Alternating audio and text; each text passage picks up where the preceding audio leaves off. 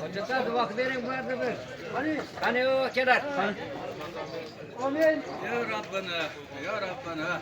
Amin. Allah'ım özünge hem sanalar, şükranalar olsun. Amin. Allah'ım, gapirayotgan. Amin. Bilasa, hammamizga tanısallık, xotirjamlik bersin. Sihat salomatlik bersin. Hammamizga ömrimiz uzoq, rizqimiz ulug'lan bo'lsin. O'zidan begona qilmasin. Har birimizda yaxshi niyatlarimiz bor. Kecha amalga oshmagan bo'lsa, Alloh buni amalga oshirib yetkazgan bo'lgan. Dehqonchiligimiz barakatini bersin. Hammaga bersin, hammani qatorida sizni bizlarga ham bersin. Hamma rohonada tinchlik, xotirjamlik, to'ylar, marosimlar bo'lsin.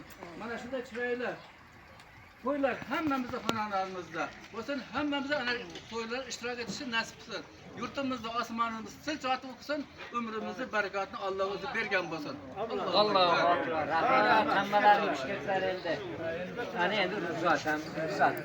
Chivallarga ishi bor, aka.